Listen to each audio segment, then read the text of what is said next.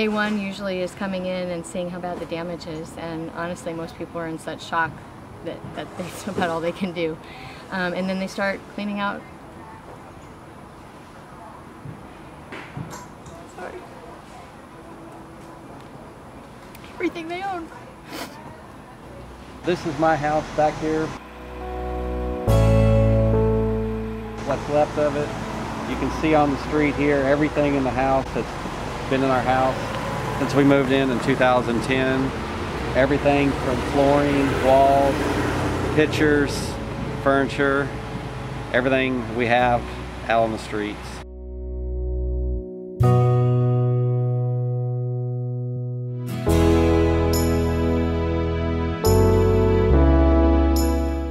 We've never flooded in our house in the time we've been here. Kind of overwhelming.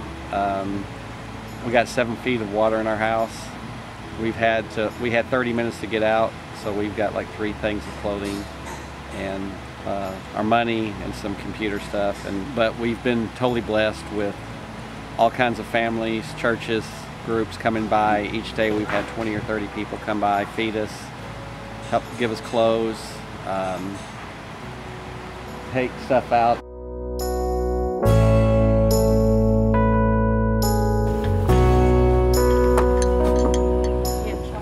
We are on day 3 of helping the flood victims of Hurricane Harvey. The house that we're working on today was flooded to about 7 feet.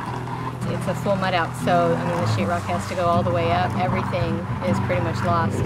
There's different stages of a clean out. What you need right at the beginning are shovels and hammers, pry bars, because you have to get all your stuff out and then you have to rip all your drywall.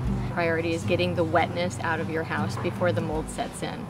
And so you can see pretty much everything. There are organizations coming in, but the devastation is so widespread. Everything is really relying on volunteers. When you come to assist in a situation like this, the mentality is we got to get the work done and get the mud out and get the possessions out. But a lot of what is needed too is just to minister to the people. This is their whole life. This is everything that they own in some cases, and to lose it all so rapidly is just going to be very devastating. So you just have to minister with the love of the Lord as much as you can, and we usually try to pray for the families that we help out. Safety is really important when you're doing a flood. The water is not just rainwater. It's been through sewage, it's been through chemicals, more like a toxic sludge than water, and so you need to be very careful.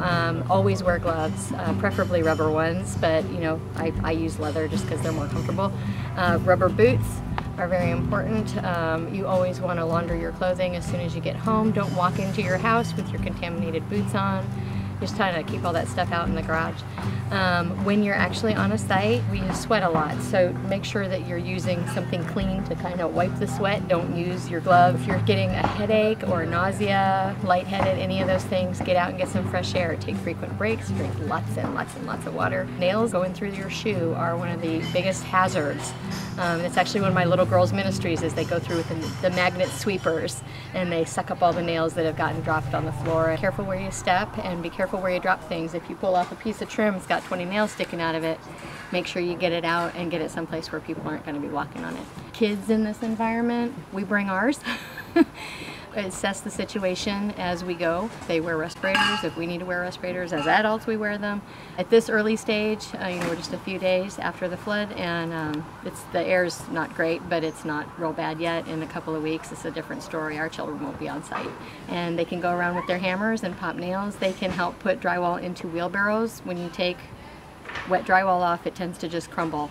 So there's shoveling, sweeping floors when you get towards the latter stages of things. There's actually a lot of things little people can do. You don't have to have, even for women, you don't have to have a lot of strength, and you don't have to be, a big strong man to do this work. There's pretty much something for everybody. Writing food ministry is a wonderful service. Most of us didn't take time to pack a lunch this morning. So having, people going by saying, hey, do you guys need lunch? Do you need a sandwich? But you can kind of think outside the box a little bit too. A lot of these families can't cook. Some of them are trying to stay in their homes while they're doing their mud outs and things like that. So gift cards to fast food restaurants or nicer restaurants, give them a little treat. Those things can be very helpful. Another thing to think about is, as I said, you know, the beginning stages of this aren't about cleaning, they're about ripping everything out.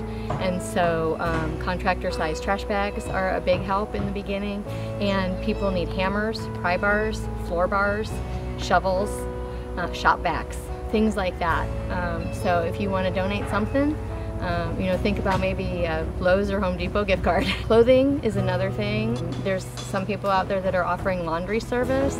A lot of people are very hesitant to have clothes that were flooded laundered, just because of what's in that flood water. You know, it's not just rain, it's not just river water, it's chemicals and pesticides and sewage, and clothing donations are helpful for a lot of people, but also just even consider like a Walmart or a Target gift cards, Kohl's, any you know, of the department stores. Those kinds of things would be really appreciated, because then people will not just get something to put on their body, but something that they actually like. Animal care. People lost their homes, animals have lost theirs too. A lot of people don't want to part with their pets, but they do need kind of doggy daycare to help out during the day. And this is a great thing for people who can't get out here and, you know, swing a hammer and rip out drywall and stuff. You know, if you've got a fenced-in backyard and you're willing to watch some animals, you know, that's a great way that you can help out. I worked on this for the first 2 days, and then physically and emotionally I'm kind of spent. So I've been lucky enough to have all kinds of people come by I've never met, family members, friends that I haven't seen in years come by, and we've teared up a couple of times. I've been teary more for the love I've been receiving than what I've lost.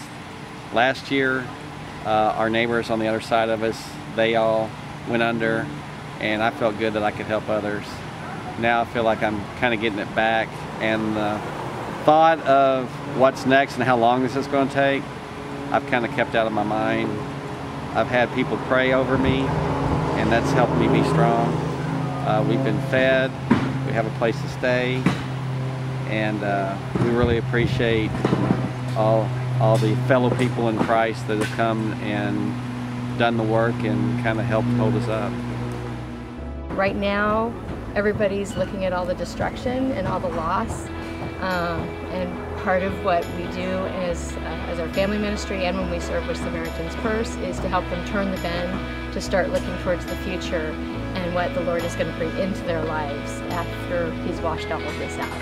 So a lot of people look at these things as the most horrible, devastating events, but God uses all things, and He uses them for good. And so we always kind of go into it with not a, oh, look, how could a loving God have done such a thing, but wow, look what our loving God has done. And we can't wait to see what He's going to do.